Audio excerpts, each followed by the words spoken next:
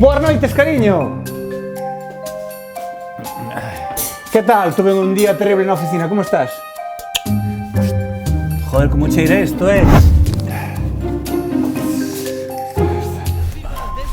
Con la locura de las celebraciones de una humillación histórica de ese Real Madrid-Manchester City que nos ha dejado muchas cosas que no habéis visto. Fue toda una exhibición, su cara de concentración era el presagio de lo que iba a suceder y tardó tan solo 15 segundos en entender lo que le pedía a Asencio momentos antes de ese pase para ahora sí poder hacer ese gesto de picadita y al unísono conmigo hacer su celebración. Pero yo quiero que os fijéis especialmente en este gesto de aquí, porque cuando todos celebrábamos y veíamos a la mejor dupla del mundo brillar, los jugadores del Real Madrid lo veían a él. ¿Qué pase de... Soamos esta situación. Homes e mulleres non poden ser diferentes se comparten unha vida en común.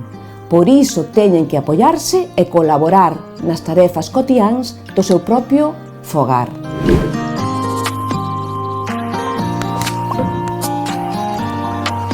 Tender a roupa, traballo compartido.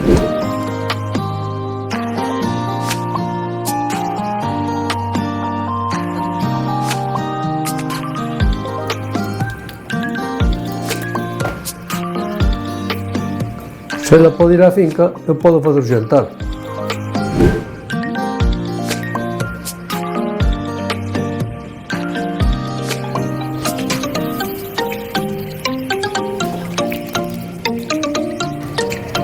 Cando todos aportamos, elas tamén teñen tempo para si mesmas. Se a miña nai pode prepararme o almorzo para levar o meu traballo, eu tamén podo adicarme a pasear o can todos os días.